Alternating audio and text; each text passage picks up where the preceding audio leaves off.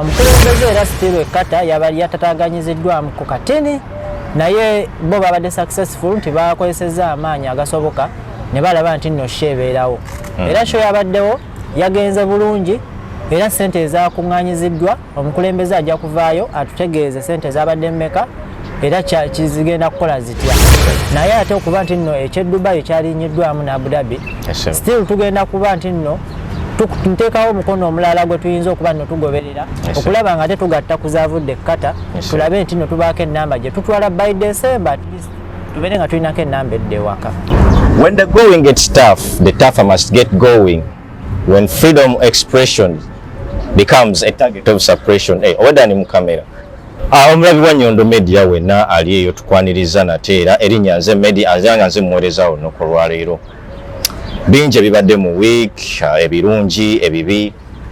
Naye ate ekyennaku nti essuubi wonna tubadde tulirina eryokubanga ate tuzza baganda bafeeka naddala abaana abali ku deportation. Munansonyiwa bayita abaana naye nze ndowooza nti ffenna mu nsi eno tuli baana ba Katonda.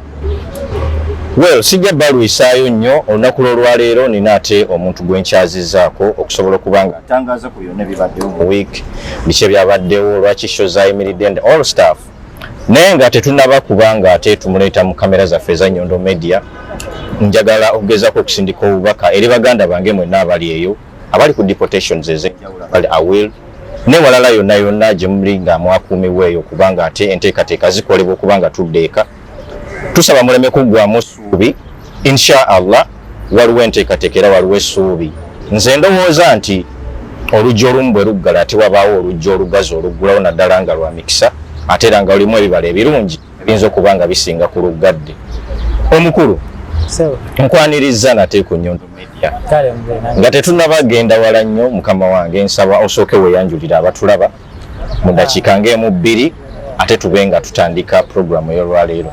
Amannya n'eddoboozi kitibwa King Ronnie promoter nga ndi Munnayuganda era nga nsinziira Dubai okubanga ntambuza emirimu gyange mpola mpola.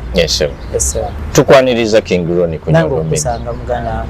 Sikulabangako sikuwulirangako naye kyasanya okubanga ngenda kukolako nange bulijjo mbawulira buwuliza aba Nyondo Media era nsanyuse nnyo okubanga mutunuza. Tweyanziza nnyo tweyanze taata era webale kubanga otusapootinga otuwagira nga ate otugoberera. Naye neyaza omukisa. Munnayuganda ali eyo ndi King Ronnie mu nnyumba nate era aza okubanga atangaaza ku nsonga zonna ezabaddewo. Bangi muli eyo mwebuuza kiki ekiddako ki ekyabaddewo. Pulezidenti waffe anaayimba taayimbe, abalamu manyi bamusibye, abalamu gamba ABCD. So Mukulu Ronnie, tugenda kutandikira ku nsonga okuviira ddala ku program yonna gye zaatandikira Mukulembeze kuva Uganda okujja okubaako ensonga za ttaanya.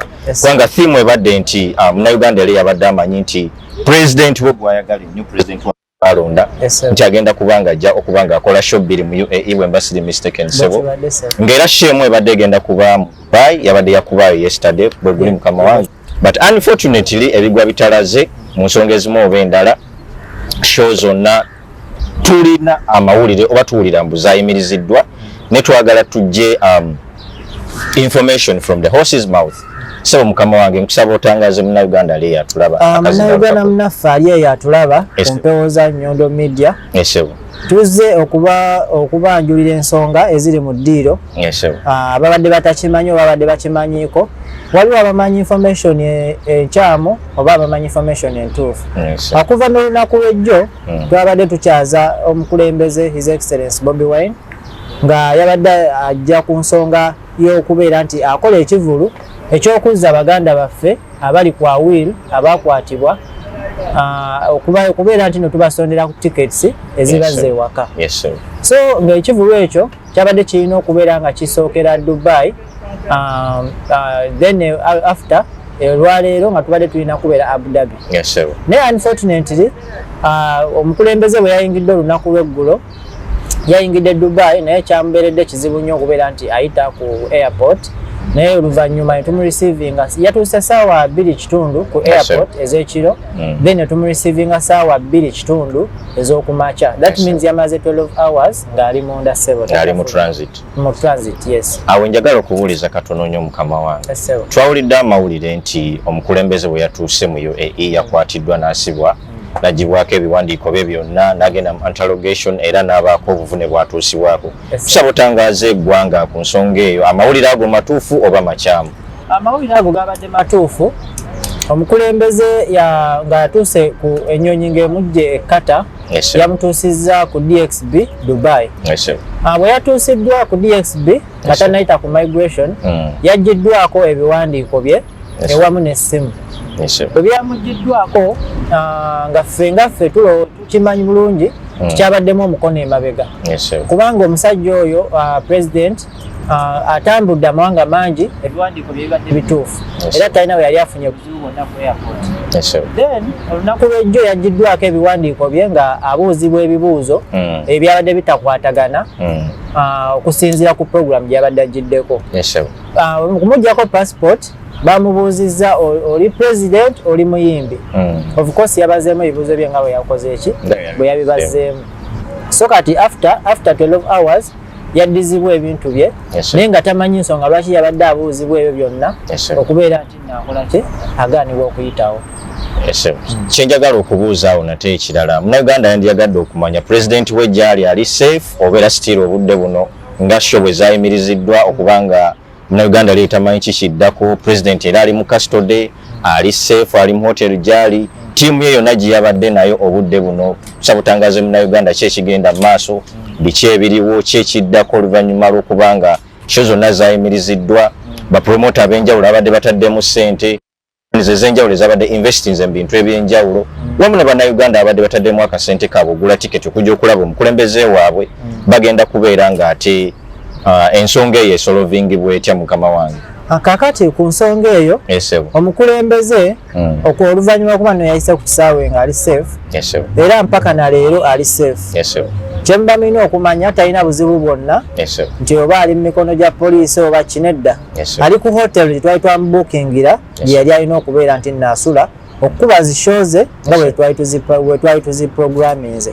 So kakati show ezabadde nti no zisaziddwamu era programu eriwo of course yakubeera nti no asitula n'addayo ewaka e Uganda naye nga kyakunyolwa nnyo eri ffe ababadde bakitaddemu omukono ogw'amaanyi okulaba nti nno tuyamba baganda baffe abali ku deportation nti lyeddoboozi lye tubadde twesize okusingira ddala nti ye musajja gwe tubadde twesiga okuviira ddala ewaka nti ye muntu asobola okutuusa eddoboozi lyaffe ne litambula mu mawanga gonna okulaba nga libuna ensi yonna. So kakati oluvannyuma lw'okuba nti nno tetukyalina ssuubi ffe nze King Promoter essuubi likyandimu naye omwana ali ku deportation center oba abaana bali ku deportation center essaawa eno balaba nga kasita bawulidde amawulire ago essuubi lyabaweddemu kubanga tebakyalina ddoboozi likola ki lyogera. Naye nze navuddeyo nganze neŋŋamba nedda temuggwamu ssuubi eddoboozi likyaliwo. Nze however much I'm small naye ate nsobola okubaako eddoboozi lyenkola ki lyenjogera nelibaako bwe lituuka. Yes.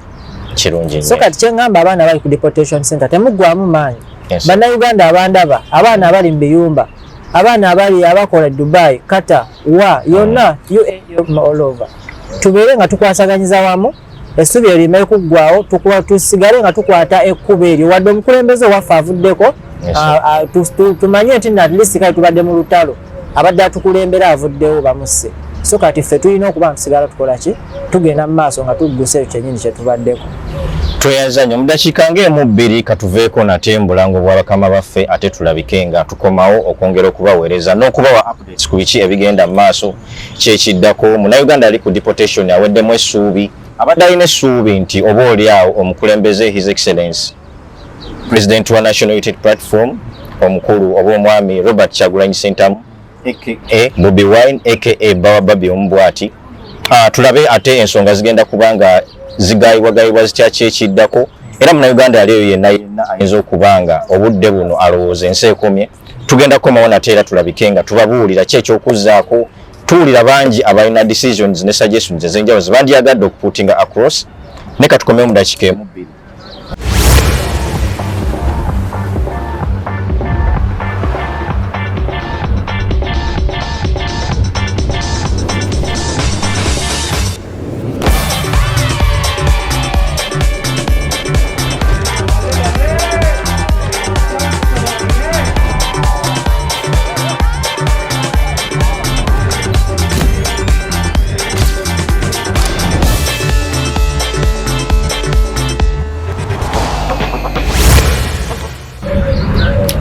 Anateera awo nyini mukama wange nkomyewo jjo. Nga nina ekibuuzo ku nsonga zezimu ze twogerako. Omukulembeze bwe yabadde ekkata mu show gye yakoze, Munnayuganda ali ewaka yandiyagadde okumanya show eyo nayo yabadde sabotaged oba yabadde interrupted oba yabadde successfully era nga omulamu gwagiteesezaayo gwo gwagguse gwakoleddwako kitundu Bannayuganda abali ekkata bonna abali babadde ku deportation center in Kata n'abalina ebizibu ebyenjawulo mu nsi eyo.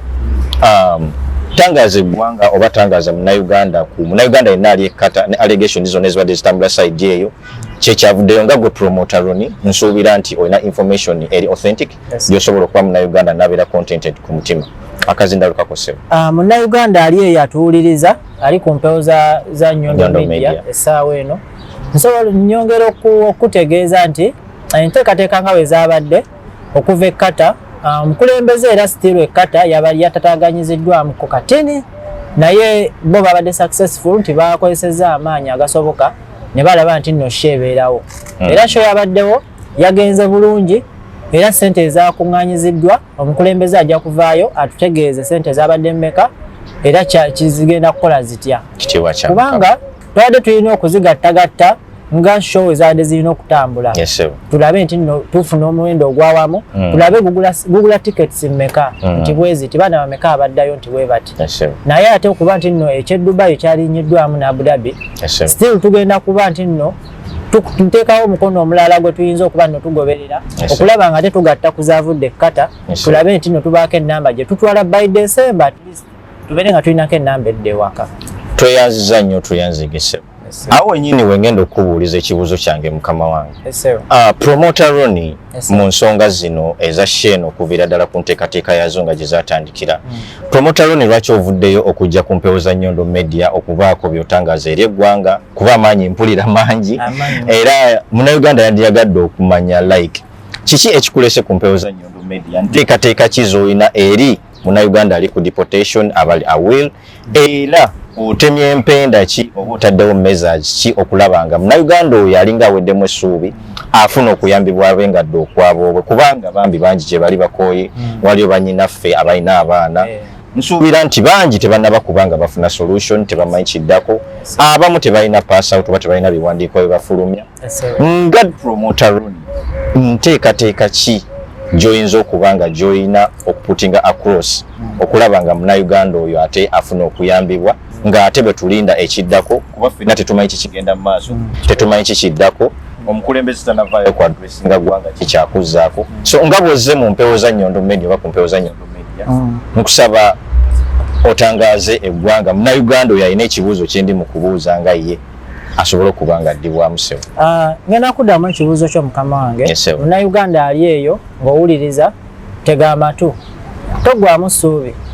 Enteekateeka nze nga nze King promoter nasazeewo era natudde n'endowooza nengamba mbadde n'essuubi erigamba nti kale tufunye eddoboozi erigenda otuyambako naffe tufune tukwatira kubanga ffe at least kale ke tulina katini okusinga ku ddoboozi etwadde tukola ki tulina eddene eryawamu yes eryawamu naye kale nerimenyebwakokko naye tetuggwamu ssuubi nti tetulina kubeerawo lwa Mukulembeze Kyagulanyi oba nti waatabawo tetubeerawo negamba tukozese enkola egi yatugamba okweberera. Yes, tukozese enkola y'okugamba nti twebereremu ate tukozese eddoboozi eryawamu tusobole okuba nga tuyambagana. Kakati enteekateeka yange tulina abakulu abatukulira wano mu UAE abatukiikirira tulina chairman bamuyita Mwami Mukulu Kikomeko era ssebo ntuusa eddoboozi lyange gy'oli nsaba kumiitingako enteekateeka gye nnina yakumiitinga Mwami Kikomeko n'akakiiko ke tulabe nti nno ensonga eyo tugiggusa tulabe nno tubaako be tuyamba. Ejjo nabadde ku TikTok live nafunye abaana abasoba mu 30 abali mu biyumba baganda baffe abawala big up bannyinaffe mwenna abakola nyumba ba house managers era nga basuubiza ne bagamba bali ready okubaako kye bacontributinga eri eri abaana abali ku awil okuba nti no baddayo ewaka era mbebaza nnyo bannaye mwenna abadde ku TikTok live olunaku lwejjo ne mumpa essuubi era mwabampadde amaanyi okuba nti nno nnyongerayo ekintu kino okuba nti nno kigenda mu maaso kibe nga kigguka ekirowoozo kyange kyakubeera nga at least nze nga nze King Ronnie ntuusa eddoboozi lyange gye muli mwe bannyinaffe abali mu kiyumba oba ne bannaffe abali ebweru baganda baffe bannyinaze mubeeko kye tumukola mugire wamu tukwatirabanyize wamu omukono guno Bobi Wine gwe yalaga ogukola bwe guti omukono guno engalo zino zonna yazifunya bwati engalo zino bwazifunya kitegeeza tulina kubeera bumu naye bwe zibeera bwe ziti kitegeeza tuli apart yes so kati yali mugezi nnyo okulaba nti afunye ekikonde kino kukiyita ekikonde oli bwakikubawo bati kibeera kigumu naye oli bwakkuba oluyi luvaawo batoyinza kugamba amakulu obumu geemaanyi butereevu so kati kyembasaba tukwasaganyize wamu ensonga zigenda kubeera straight si nti nno oba King Ronnie mbu njagala ssente oba kukolera ku TikTok oba kukolera ku medias eno media namba tesobola kuvaayo kunkolako interview nga ngenda kukola bintu bya kiyayi chairman waali tugenda mutuukirira era atuwe go ahead kyemmanyi tasobola kugaana tusobole okulaba nti by December njagala ndembeere nga nina abaana nga 10 at least nga nze benzizaayo tusaba abakkirize era kya muwendo nnyo ekyo muganda esebo n'abalala banne nina baganda bange abalina eddoboozi erisobola okunnyambako omukulu Honorable Nsubuga Paul akiikirira Busiro North nkusaba muganda wange tuusa ensonga ino mu Parliament muganda wange okuba kufukamira nkwegayiridde muganda wange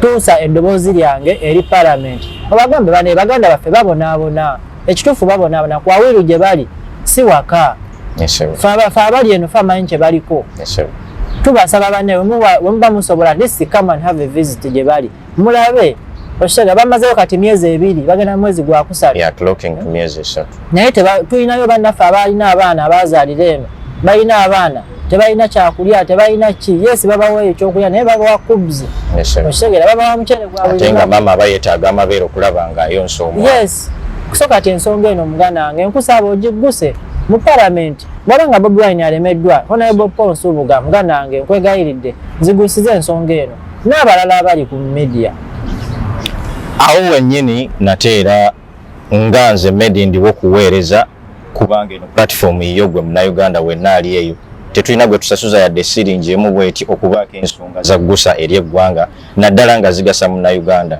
watwateekawo platform eno okulaba nga ensonga eziruma munnayuganda zonna tuzireeta wano nga tuzigira ddala ku source Nyondo Media nga kampani tetufulumya mawulire gali sabotage oba tetufulumya mawulire ga munkubo tugira ddala mawulire ku source okulabira ddala ng'ofuna ekituufu mu bufu bwe bumu munzikirize nate era mpiseewo obulangu bw'abakama bange buno ng'era njagala kutegeeza munnayuganda gwenna ali eyo out bweyagala okuyingira UAE bweyagala kujja mu Abu Dhabi bweyagala kujja mu Dubai Sharjah ne states endala zonna za United Arab Emirates bweyagala kujja kukyala bweyagala kujja kuwummulako oyagala kujja kubaako kye weekolera kyonna oli investor oyagala kujja ku investinga in UAE Speed Express Tours and Travel Deira Tower First Floor Room 202 webasangibwa osobola okubasanga ku office zaabwe Uganda ku Uganda House oba osobola okuba visitingako ku website yaabwe www.speedexpress.com omukyala wenna ali eyo kasikini kakutabuseeko omwami abavubuka ennaku zino abakyala baagala abantu banyirira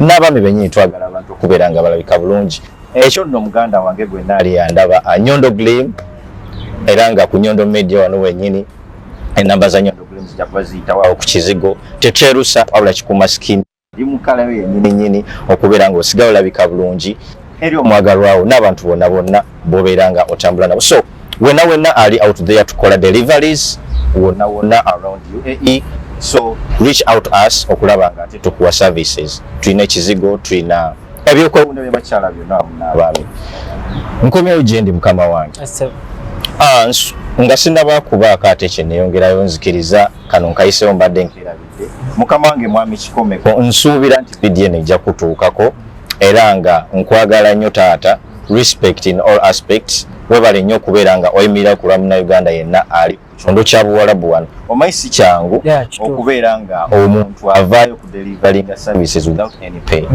so omwami oyo fe abamu tumutwalanga taata ali welcoming tugenda kukola ekisoboka kyonna mukama wange okulabika nga tumukutuusaako kubanga ensonga gy'olina erimu ekinyuso oba erimu eggumba. So taata ffe oba kitaffe mwami ekikomeko tukusaba bw'owulira omulanga gw'omukulu ono promoter Roni, tukusaba bambi otuwelcoming ate tulabe nga decision gy'alina n'ebiteeso byali ne ideologies z'alina zibako bannayuganda oba bannaffe beziyambako awo wenyini nkomewo mukama wange nga promoter Roni otutegeezezzaako nti olina obusobozi oba olina ability okubanga at least osobola okufulumya bannayuganda 10 babe nga badde okwabobwe ku side yange eno ekyo ekintu kya muwendo kuba bangi bali wano sente bazirina naye they don't care but okubanga ovuddeyo mu kamera za Nyondo Media n'ojja mu kamera n'ogamba naye can do this and that okulaba nga ninako bentwale waka tuminja gamba nti respect.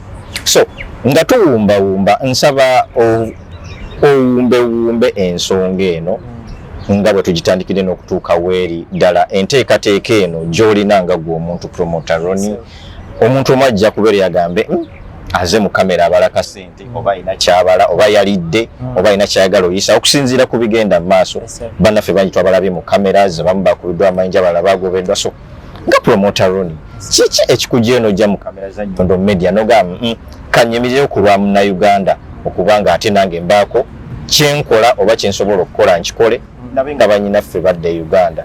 Lwaki ekirowoozo ekyo ze nakyo mu kamera notakikola off the camera? Kwamu bajja gamba akikola kweraga oba anoonya linnya ABCD. Tegeeza munnayuganda ensonga eyo. Munnayuganda ali eyo ensonga eyo gireese nnyo. Ekirowoozo ekyo nze nganze King Roni nakulira mu ghetto mu bulamu obunyigirizibwa ghetto youth. Omwami Robert Kyagulanyi His Excellence n'omwami Honorable Paul Nsubuga lwaki njogedde abantu abo babiri. Omwami Kyagulanyi ye nga ye namwegomba okuva we natandika omumanya nti ye muntu ali promising ate ye muntu ayogera ekintu mu future ng'akisuubira namala n'akituukiriza. Yes. So kati ate omwami Honorable Paul Nsubuga oyo ye nafuna at least chance ebeerako naye. Manyi struggle gy'ayiseemu okulaba ng'atuuka waali ate manyi engeri obuvumu bwabadde nabwo okulaba nti afuna ekyo kyakola ki kyalina. So kati nange nagaa nti King Roni nze nga nkyali Uganda nabonaabona okufaako obufu naye ate nagamba sigwamu ssuubi nina okutuuka wendaga kuba nze okujja Dubai nakirabanga nga kirooto ne kati essaawa eno ne wengamba nti enkyanfuluma oba nenkomawo nkisobola okitegeera. Kwegamba buli muntu ali wabweru eyo kyabasooka okwambala ku makya nga tannabaako kyakola kyekyambala ekiyitibwa essuubi.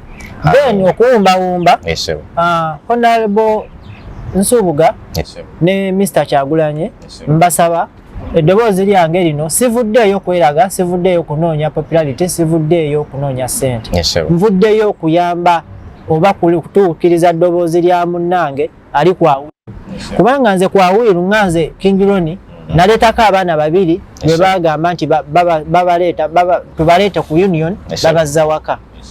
Ffe ekirowoozo nga ffe kye twalina nti abaana bagenda bazzaayo ewaka olunaku olw'enkeera naye ate kye twawulira enkeera ng'abaana batugamba ate batutte kwawiru. So kati nekitukubawala nti buli mwana alina sooka agula tiketi okuddawa ng'agyegulidde ate abasinga batalina ssente naye abazirina bo bazeegulira ne bakola ki ne badda era bo bali waka. So kati okuwumbawumba njagala eddoboozi lyange libeere nti nno likyabayimiririddewo mu abali kwawiru temuggwamu ssuubi nkimanyi tujja kukiggusa naye tunaaba at least buli oluvannyuma lwa myezi 3 tutwala abaana 10 nkimanyi tujja tuuka tutuukirize abaana simanyi namba mmeka eriyo naye nga kyemanyi muli over 300 people abali kwawiru naye nga mwenna mujja kuddayo ewaka temuggwamu ssuubi nkimanyi ne Mr. Kyagulanyi tatudde era ajja kuddayo tubeere nga tukwasangiza wamu kasa nfuna chairman tujja funa go ahead era mujaba mufuna update ku mpewo za Nyondo Media. Njagala okugatta eddoboozi ku bigambo bya muganda wange nga bw'abyogedde ngera njagala okusindika obubaka buno eri abantu bano ab'enjawulo wammanga. Okusookera ddala in particular njagala okusindika eddoboozi lyange eri Parliament of Uganda sisobola bamenya mwenna bamalayo naye nga Medi ndowooza nti ekyatulondesa abakulu mwenna abakola mu office ezo oba bakola mu department yonna ekwasaganya emirimu gy'eggwanga nga the Parliament of Uganda at large naddala ba human rights oba abalwanirira eddembe ly'omuntu wa wansi sectors nyingi nnyo oba companies nyingi nnyo mu Uganda ezirwanirira oba ezaavaayo okulwanira eddembe lya Munnayuganda and muyina license eziriko the Uganda government oba Uganda ne flaga y'eggwanga Uganda ndowooza nti mwavaayo okusitula eddoboozi n'okuteeka icons za kamera okubanga muyamba Munnayuganda abantu bano abali ku awil ne ku deportation centers ez'enjawulo n'ebifo eby'enjawulo Bannayuganda era nga mwavaayo okubanga muteekawo companies ezo nga mugamba nti muyamba Bannayuganda oba muze kuyamba Bannayuganda. Nsaba bassebo ne bannyabo mwenna abakola mu bitongole ebyo muveeyo okusitula amaloboozi gammwe. Munnayuganda teyeetaaga ssente ali ku awil, Munnayuganda teyeetaaga ssente ali ku poliisi ya UAE yonna, Munnayuganda teyeetaaga ssente ali ku street eya UAE yonna state, wabula Munnayuganda ali wano akooya ayagala kudda waka. Njagala okusindika obubaka buno era nsaba mu buntambulize butuuke eri Minisita Maama Nabbanja. Tusimanye empeerezaayo waawo tosobola kusiimibwa kikumi ku kinnakyo ng'okola ebirungi. Naye nno nze ng'omuntu obanga Munnayuganda sifa ku kibiina kikyolimu oba ani gw'okolera, wabula kasita Munnayuganda abanga yeetaaza obuyambi oba services ensonga eriwo yakwatibwamu nti nno tuyamba tetuli ku kibiina oba kyo okitegeera. So Maama Nabbanja nsaba eddoboozi lino bwe liba likutuuseeko obubaka buno baba bakutuusizzaako osobola okutuusa okuweerezaako oba otuuse message eri abakulu bekikwatako. Munnayuganda ddeeka bamaama bannyinaffe oli maama otuzaala abali n'abakyala abalina abaana bamaama nga ggwe era nsuubira nti obutambi obulaba bukutuukako bangi bava ku bizimbe ne bekkata wansi olw'embeera ng'alemeddwa talina kikyakukola talina kyakuzza kunagamba kaneje mu bulamu bw'ensi. So nsaba Maama Minisita Nabbanja ne ttiimu yo wamu n'abalala bekikwatako mukole enteekateeka mutemeyo empenda Munnayuganda adde ewaka babaka ba Parliament n'abakulembeze mu bitongo eby'enjawulo. Omukulu Dr. Kiza Besigye, I believe in you. Era ndowooza nti message zino zikutuukako. Nsaba okwatagane n'akakiiko koba ne management yo tulabe nga tuza Munnayuganda okwabwe. Waliwo speaker omupya gwenda ennaku zino abeera ennyo active ku Facebook, Honorable Zahara Luyulika, I think when that's mistaken. Mama nsaba obubaka buno oba bukutuuseeko nsiimanye empeerezaayo nsaba otutuusize eddoboozi oba ogatte ku ddoboozi lino lituuke gye liteekeddwa ogenda Munnayuganda ddeeka. So nga tuwumbawumba bassebo ne bannyabo tetuze mu kamera kweraga oba tetukyaza abantu kweraga ffe tetupromotinga abantu banoonya popularity no, wabula tuleeta abantu okubanga baggusa ensonga erimu ekinyusi nga terina kyegatta ku Munnayuganda and Uganda at large. Njagala okwagaliza Munnayuganda yenna waali wadde tuli mu mbeera ffenna yakunyigirizibwa ekkula ly'eggwanga oba amazaalibwa g'eggwanga oba independence ennungi. Nkimanyi buli omu waali anyigirizibwa nga nange mwendi ndi mu kunyigirizibwa kuba olinza okubeera enonda mu kamera ga media mala ffenna tuli mu kunyigirizibwa. Naye njagala tujjukire His Excellency Robert Kayimba akagamba nti oba tosobola kutambula yavula, oba tosobola kwavula weewalule, kyonna kikiri sigala ng'omuvinga kubanga ebirungi biri mu maaso. So nabwe gutyo mpunzika ngamba buli muntu kinoomu asobola okubaako ettaffaali ly'agatta ku mbeera eno Munnayuganda dde okwabwobwe kijja kubeera nga kye kikyasinza okubeera eky'omuwendo ku nsi eno kubanga Katonda atugamba ye mukwano ate omukwano ye Katonda. Ndowooza nti singa tuba tuddidde omukwano ogwo nga tuggyewo grudges tuggyewo bumulumulu obutakkaanya nawagira kino nawagira kiri essaawa eno Munnayuganda teyeetaaga kibiina teyeetaaga people power teyeetaaga NRM. Munnayuganda ayagala kudda waka. So bassebo ne bannyabo nga nva waggulu nga media abadde host w'olwaleero ng'era nakyazizza omwami Dr. Roni promoter Roni, I beg your pardon, yazze okubaako ensonga zatuusa eri abo bekikwatako. Tusaba Mukama atuwe omukisa tulabe nga ate Munnayuganda adde okwabwe. Nsigadde ndi Nyondo Media, I sign out. Yeekuumira ku mulembe nina essanyu okukwanjulira banno ba Nyondo Glam. Bano bakuleetedde ekizigo ekipya katale ekiyoyota olususu lwo ne kijjamu embalabe enkova eza buli kika binnamakula enkanyanya endwadde z'ensusu zonna wamma n'odda buto era n'okuuma ekitiibwa kyo. Nyondo Glam basangibwa Dubai, Abu Dhabi, Al Ain n'okwetooloola ekyondo kya Buwarabu. gwali Uganda basange Nyanama okumpi ne Movit bakubira ku noti 775 M5 noti 8 oba gwali Dubai kuba ku noti 524 680 noti 778 Nyondo Glam tukukumira ku mulembe. Buli lwolowooza ku mugaati ogw'omulembe era omuwa omuddala lowooza ku Baker's Choice Bread okukolebwa banno ba Baker's Choice Bakery. Bano bakola ne kekis eza buli kika omuli ez'amazaalibwa, keki z'embaga, keki z'okwanjula, baby shower cakes, graduation cakes, donati mu bika eby'enjawulo, burger bread, loaf bread, amandaazi, daddies n'ebintu ebirala bingi. Kuba ku noti 7 noti 3 9 4 724 oba noti 7 noti 8 234 6 9 oba plus 9 7 5 8 9 8 Baker's Choice Bakery. Taste the Baker's Choice.